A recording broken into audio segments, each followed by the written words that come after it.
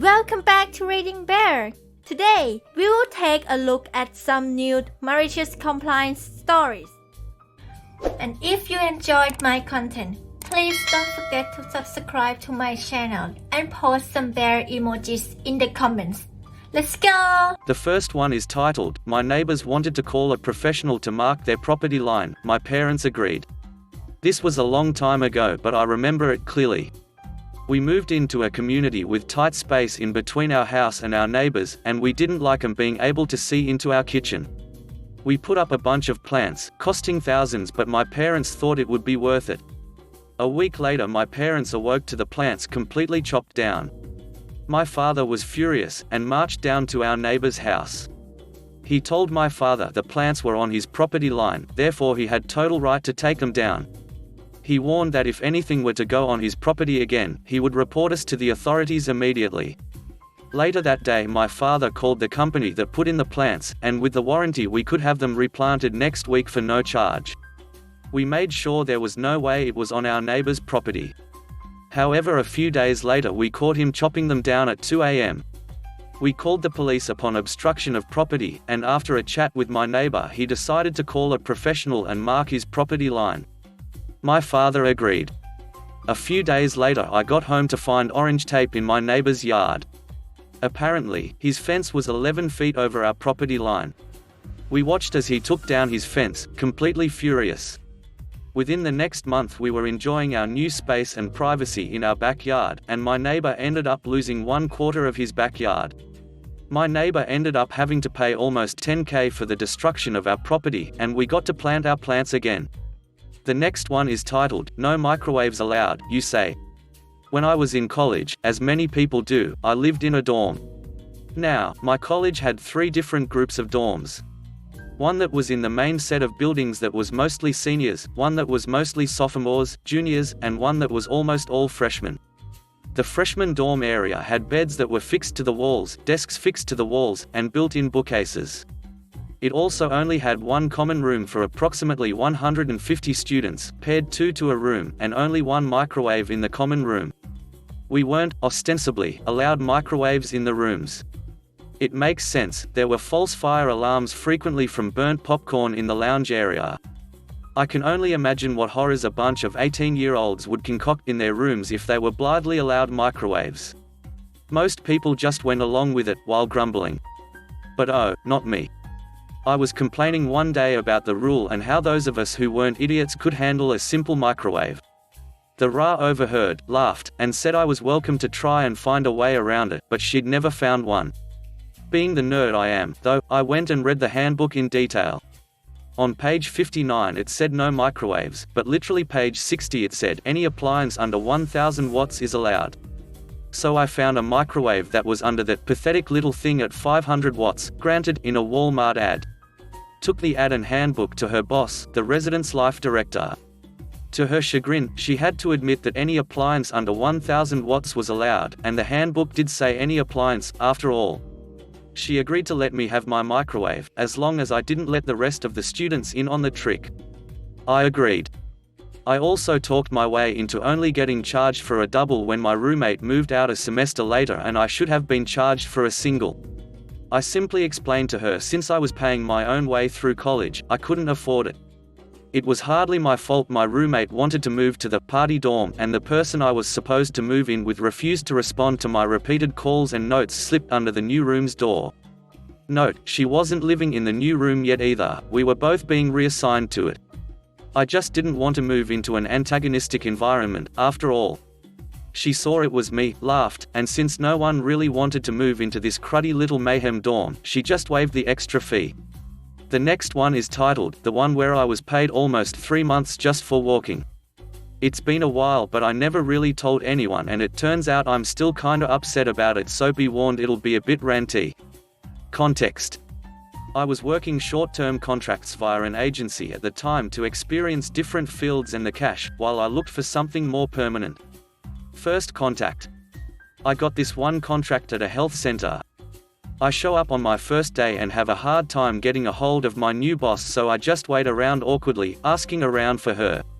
When I finally meet her, she's a stressed person, constantly walking and talking fast and barely listening. I ask what work I'm supposed to do, but she says she has no time for me, so she gives me a stack of papers and asks me to make as many copies as possible. The social workers use them all the time and we can literally never have too many. I don't even have the time to wonder if I have any questions that she's gone. The copies are bad, some are faded, others are poorly cropped. I track down the originals or the earliest copies possible to improve the quality of the booklets as much as possible and make a crapload of copies. It is mind-numbing work and I am bored out of my mind. After over 60 hours of copying the same crap, I was brain dead inside and quite frankly kinda miserable. They stacked up at first, but it turns out it was because the social workers didn't know they could use them. They didn't want to steal someone else's stuff.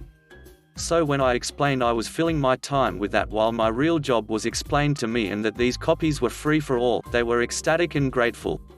The good news spread and rose like bubbles in a freshly poured beer and the mood was awesome. It made my mental misery and countless paper cuts worthwhile. The actual job. That ended when my boss finally took the time to explain the project she had actually hired me for. The health center wanted to maximize the use of the meeting rooms and needed me to watch how they were being used. She wanted to know when people got in and out of the rooms and what they were using them for. This was to track the downtimes and maybe even rent out some meeting rooms to outsiders. I asked how exactly I was supposed to do that since I couldn't be in 3 different floors at the same time and watch them from end to another among multiple corridors. She said she didn't know and to figure it out, and she ignored me and walked out on me. I was dumbfounded. But I complied. I honestly still have no idea how I was supposed to accomplish that. The best solution I found was to walk all the corridors in a loop. One loop took roughly 8 to 13 minutes, 13 when I started, 8 as I built cardio and muscles. I took a few minutes break so each loop started every 20 minutes. That way I'd have an idea of the room usage. I intended to eventually compile the information on the computer, likely my personal one since I had no equipment assigned to me. The compliance. So for months I walked. I was used to desk jobs. My feet at first were swollen and everything hurt. I was tired, dead tired, when I finished work. But that was actually the upside. I had never had such nice legs and booty. I became fitter and my pants looked really good on me. The downside was that it created a hostile work environment. The health workers using the rooms felt hawked and watched. To them, I was basically a spy from management. I had their names and activities with time logs and room numbers. You couldn't tell easily if a room was in usage, so I literally had to bend over to see if there were feet inside via the non-glazed portions of the glass panes when there were any. I couldn't always tell who had used what room. It was hell. Everyone hated me. I became depressed. There was no one I could talk to. My boss basically ignored and avoided me, and she was my only point of contact. I tried to be friendly and nice, but I was still pretty much just hated. I made the mistake of reading an article on the Palestine and Israel conflict, something I knew little about at the time. Since I couldn't finish the article in one go, I left the newspaper open on that page while I hurried through my round, and when I came back, a doctor was upset and crying, saying something about how it was on purpose since the newspaper was open on that page. I have no idea why it was wrong to read a newspaper article, and I was already hated, so I just walked away bewildered. The following day, my only comfort at work disappeared. It was a tiny teaspoon beautifully decorated that had accompanied me throughout my university years. It was a source of comfort to me, like a teddy bear or a warm blanket in that cold place where I didn't belong and wasn't welcome. I was so upset. I literally made wanted, lost posters and still no one ever gave it back. I had stupidly ran out of time after drinking my coffee and left it in my mug while I hurriedly made a round. In the few minutes I was gone, it had disappeared. Honestly, I missed being chained to the photocopy machine at that point. At least people actually appreciated what I did back then, and I was liked, not hated. The fallout. Mercifully, I found a permanent job downtown with very good conditions, so I gave my notice, at which point my boss finally made time for me. I could almost swear she had been avoiding me until then, and any interaction was cut short by her mumbling something or other without paying attention to what I was saying and fast walking away. So anyway. At this point, she asked to see what I'd done. I explained my reasoning and showed her my piles of data accumulated for almost 3 months by then. She was shocked. "This is useless," she said. I wanted to smirk. I wanted to roll my eyes. Honestly, what did she expect? She wasn't wrong though. It was useless data. Columns and columns of data coded in simple letters and scribbled notes. Completely unreliable, since even as I was taking the notes I had no way of confirming if anyone was really in the room or not. "Well, this is the best I could do with the resources and guidance I was given," I said and shrugged. "Not my problem. Honestly. I just wanted out." She was shocked and angry, and I didn't give a crap. I had been paid to walk 8 hours a day. My very presence made everyone hate management. I was never so happy to leave a job. Things were looking up. I never looked back. I still hate that place. A social worker there stole my custom-ordered books from Japan. She never answered my calls when I tried to reach her about it. She had an address where she could drop them and multiple phone numbers she could use to reach me. All that info I had also taped inside the books. She just ignored me and kept them, even though she said she didn't like them. What the hell? I was young, dumb and naive. I believed her to be trustworthy because of her job and the impression she gave off. Much regrets were had. My Nausicaa of the Valley of the Wind collection remains pilfered to this day. Duck that place. But hey. Got fit, got paid and ducked over the hated management. I'd have left with my middle fingers held up if I didn't have a bunch of bags and bus pass to carry. The next one is titled, "Leaving Your Only Compaction Tech at the Yard is Probably a Bad Idea." This happened in 2012. I was working construction for smaller company. Specifically, I was hired as a compaction technician. Essentially, I would use Troxler compaction gauges to see if the roadway was properly compacted, but that was a limited part of my work. To test compaction, you would use a pin, guide and sledgehammer to punch a hole in the lift, and then use the gauge to measure compaction. I started out with 2 other techs, which was a survey helper and then the site supervisor's daughter. Of course, she didn't have to do the manual labor part of the job. Since the start of roadwork season involved lots of demolition work, I was assigned flag duty, essentially 12 hours of holding a slow, stop sign. As the season progressed, I was put on culvert installation, doing both my compaction work and normal labor, essentially 2 jobs. Of course, this was a huge pain since I was expected to test compaction then do normal labor while also writing detailed reports. On the 3rd job site, I was placed about an hour and 15 minutes from where I lived. You got 2 options, either live in the cabin the company rented or commute in daily. I chose to live out, but eventually they moved us to some shitty portables on site. The portables had no bathrooms, no running water, no power and no real amenities. I ended up staying in them for about 2 days before choosing the commute-in option. Around this time, locals had been hired part of the contract, and I found out they were getting paid about $2.50 more per hour than I was for half the work. A normal day involved getting to the shop at 5:30 a.m., driving about 1:15, on site by 6:45, working until 6 to 7 p.m., then 1:15 home. I was miserable, however I showed up at exactly the time I was supposed to. Here is where 3 different forms of malicious compliance started. First, I stopped doing labor while doing compaction reports. I would run tests, then sit down and spend 20 to 30 minutes doing reporting, math before having to run more tests. This upset a number of workers a significant amount, despite this being the core component of my job and being the only person that could run the gauge. The second was showing up at 5:30 a.m. on the dot. I refused to be at the yard earlier as I was already overworked and not sleeping. The final straw was showing up at 5:30 a.m. and the crew van, driven by an employee I despised, left, driving past myself and another coworker. I took a sip of my coffee, thought about it and drove straight to the competition's shop. I sat there, hard hat, boots, vest and lunch ready to go. They opened at 7 a.m. and I walked in the door saying what happened and that I needed work. I was on a site within 45 minutes, making $2 more per hour. That day I did not receive an apology, call, text or anything. No offer of repayment of wages lost, etc. So the next day I was again, with my new crew. My previous supervisor called me up questioning my absence around 11 a.m. I explained what had happened and why I wasn't there. He said he understood but expected me the following day, no apology, just, yeah, that was a shitty thing to do, and a bit of anger towards me. I told him to kick rocks as I was being paid more to do less work.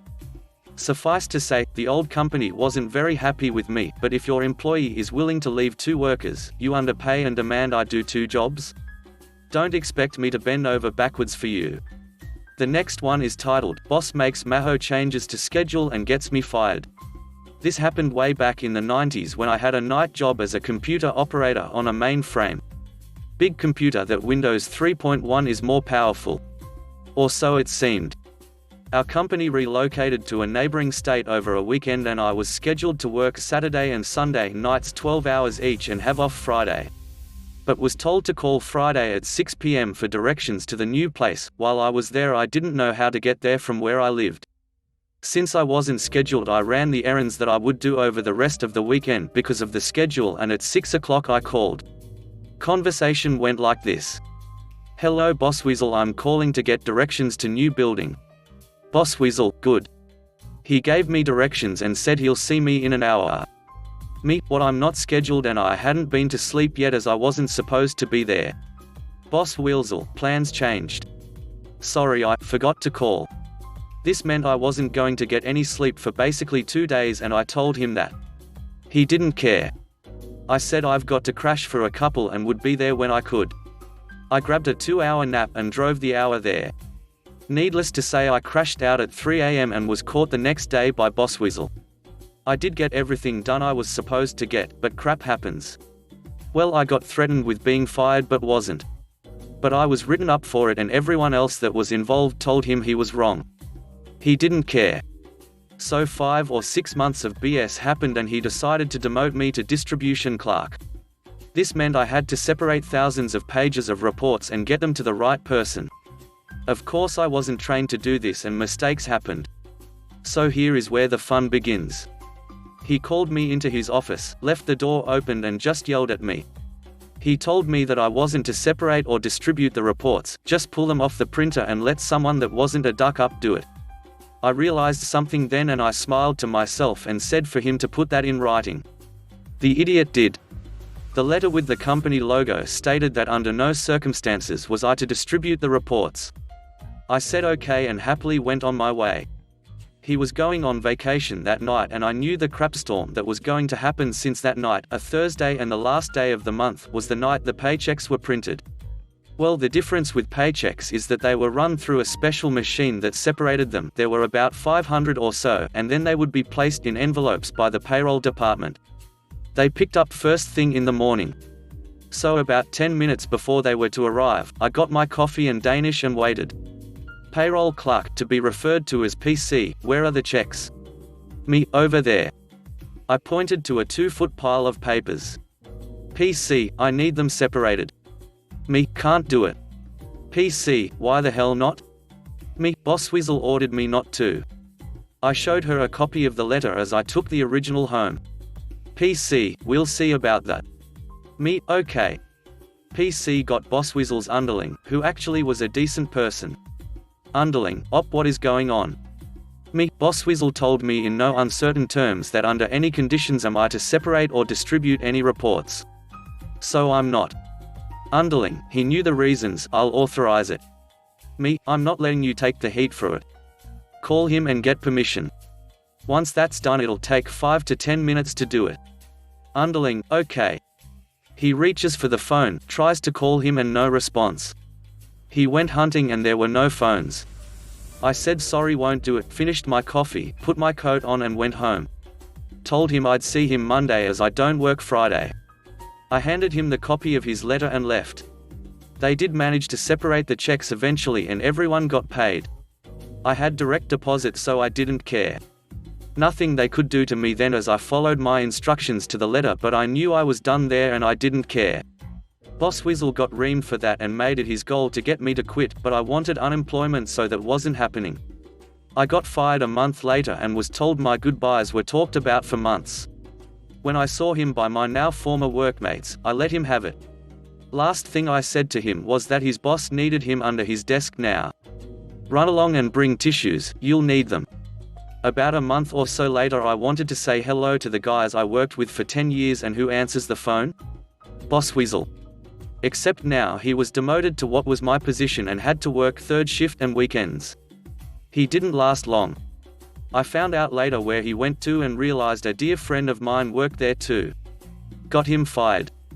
I ran into him at a street fair a year later, and the only reason I didn't rip him a new hole was that he had his young son with him. I'm too nice.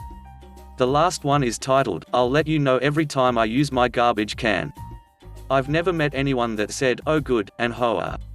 We all have trash cans, but the sight of them offends the delicate eyes of some, so I complied with the new rule of no seeing bins from the street. I find a notice of my bins being out, which is surprising because I'm the only one who touches the cans and I know I'm 100% compliant. I call in and ask why I got the notice. The full description says bins in driveway with lids off. I asked if this happened to be a Tuesday, and sure enough it was. Wednesday is pickup, and I was doing my weekly cleaning. I was ducking using them, I calmly explained through gritted teeth. Oh okay, I'll remove the notice. Great, but how do I prevent this from happening again? Oh, I guess notify us. Alright, I said, I'll notify you every time I'm using my trash cans. Oh, that won't be necessary. Clearly it is. That was 5 Tuesdays ago.